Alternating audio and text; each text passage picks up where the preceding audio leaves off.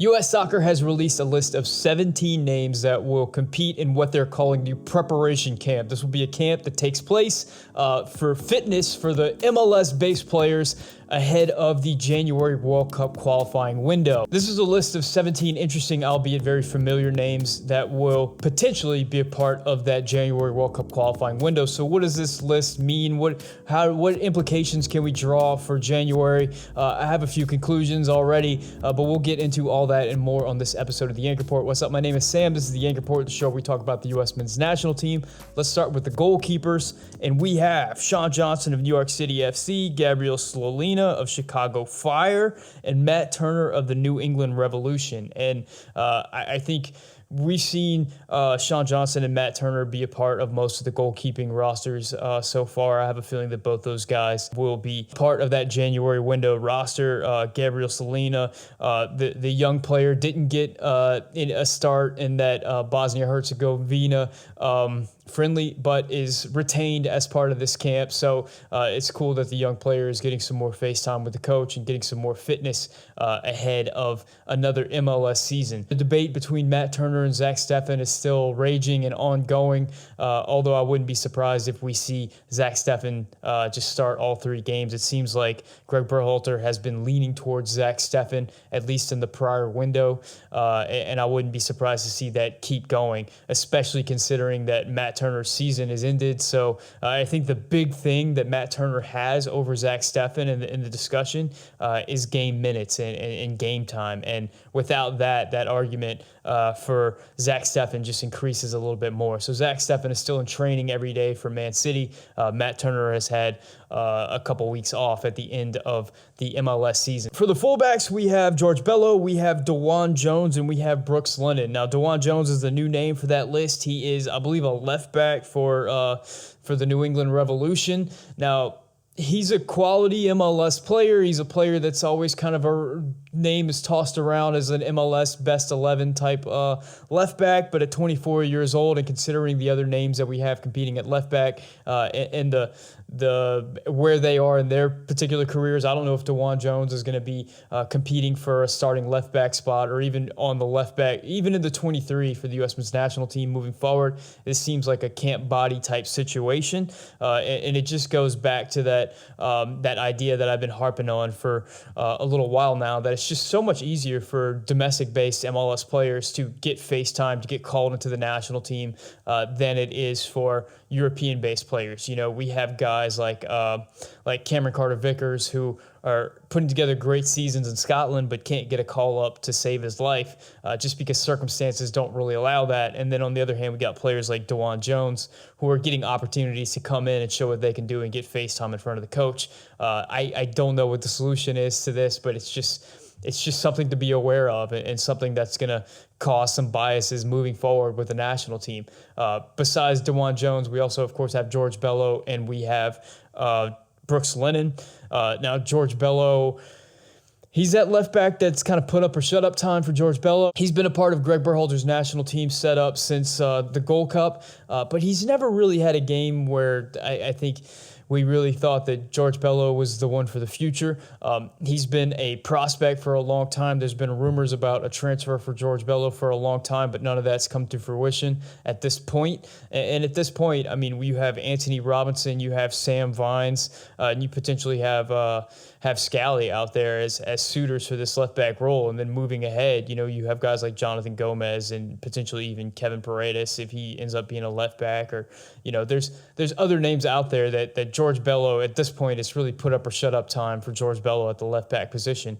I'm very interested to see what happens with the fullbacks moving into this January roster, how many players Gregg elects to go with, because we know very well what's going on in Europe right now with the coronavirus, where games are getting canceled left and right, positive tests are coming up left and right. So I wouldn't be surprised if this is one of the bigger rosters that we've seen from Gregg Berhalter coming into World Cup qualifying. There could possibly even be 30 names on the list or something like that. So he could go three deep at that left back position and potentially include George Bello. But all that's yet to be seen. That's just a little speculation just based on what's going on in European soccer right now. I'm sure you've seen a ton of cancellations. I know the Venezia game was canceled today.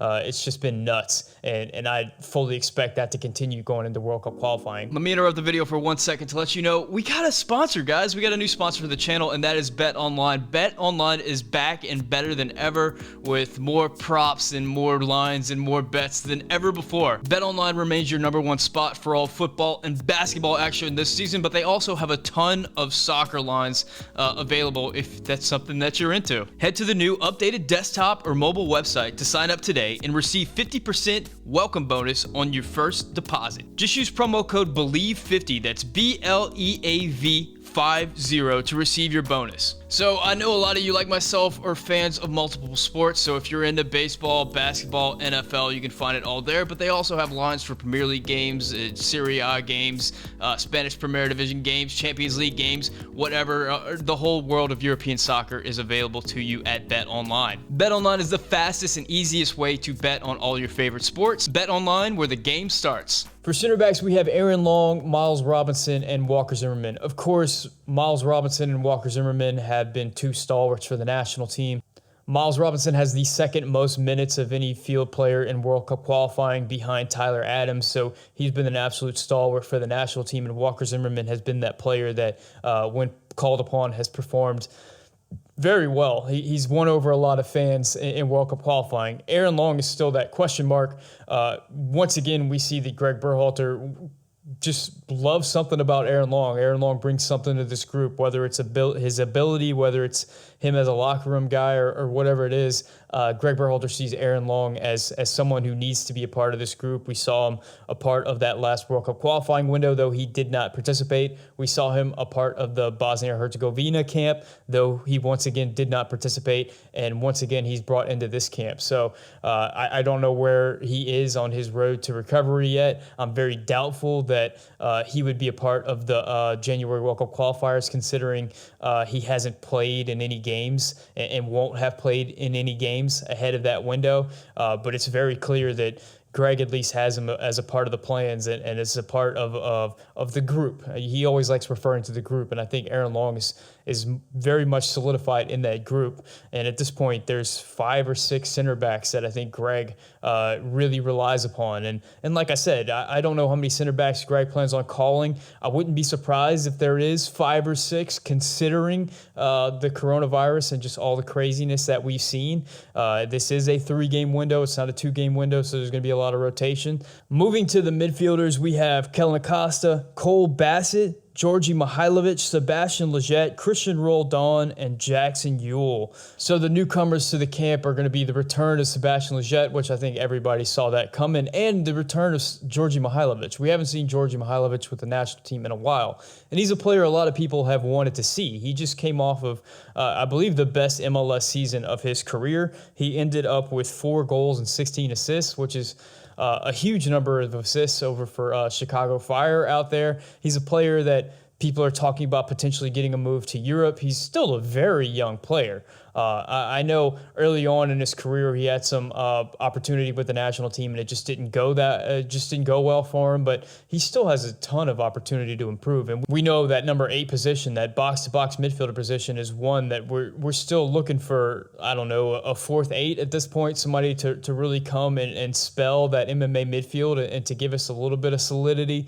whenever we're doing rotations, and we haven't found it yet. Maybe Georgi Mihailovic is that guy. It's exciting to see him back with the group, which brings us to the guy he could potentially be competing with a position for, which is Sebastian Lletget. I know Sebastian Lletget has been a player that's been discussed ad nauseum for U.S. men's national team fans. He's one of the fan least favorites out there, and I very much wonder if he's going to be a part of this group come January World Cup qualifiers, because you know, in the last qualifying window, Sebastian Lletget was one of those unused players. He didn't play in either of those World Cup qualifying games. And then in the offseason, Sebastian Lletget ends up getting that move to the New England Revolution.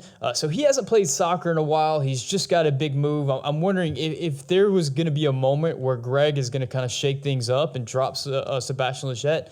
this might be the window for that. So I'm interested to see if that happens. If this is the window where someone like a Luca De La Torre can finally get the nod and get brought in, this window where the MLS players are out of season. Sebastian Lletget, of course, didn't compete in the Bosnia camp, so he hasn't had games in a while. He hasn't had training in a while. I don't know about his fitness level, but you got to assume that the European players are going to be in a little bit better shape heading into that January window. I'm very much interested to see whether or not Sebastian Lletget either gets called into the camp at all or participates if he's a healthy scratch like he was in that last window. I've heard from so many people that Gregg would never drop Sebastian Lletget, but I'm wondering if we're getting close to the day where we see that happen.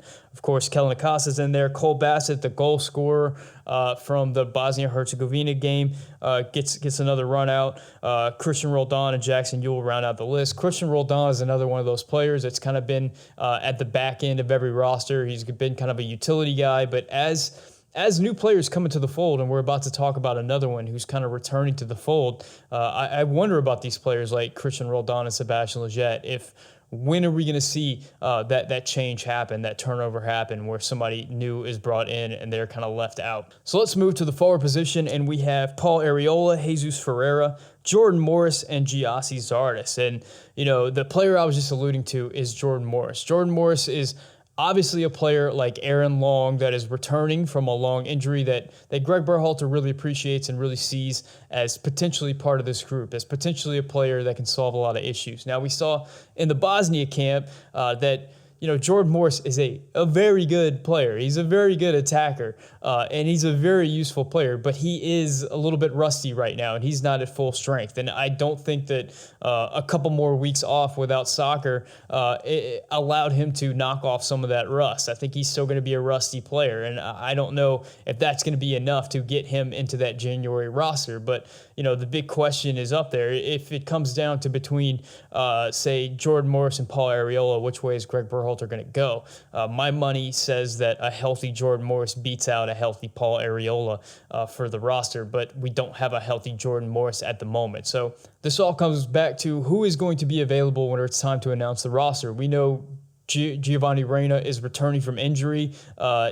Once he returns to form, he's a no-doubt roster pick, but is he going to have enough time to get back into form? I think he will because he's available now. I think he's not going to be participating this weekend, but he's going to be raring to go for the next game for Dortmund. So he'll have enough time to recover, I'm assuming, to get called into this list. But Tim Weah is another player who's been out, who hasn't returned yet. So that's kind of another question mark. We'll see what happens. And players are testing positive for corona right, left, and center. So there's always that. So I know we see Paul Arriola and Jordan Morris is kind of far down on that list. But considering all the things that keep happening to keep players away from these games, they could be asked to eat up some big minutes in these World Cup qualifiers. Now, Jesus Ferreira and Gyasi Zardes is an interesting one. These are two players that we've seen Gregg bring in time and time again. Jesus Ferreira in World Cup qualifiers was the second striker, and he played in that Jamaica game. Gyasi Zardes has always been a striker, but Jesus Ferreira in the Bosnia game actually played as more of a winger. So what is his position moving forward? I don't know. It's a bit of a mystery.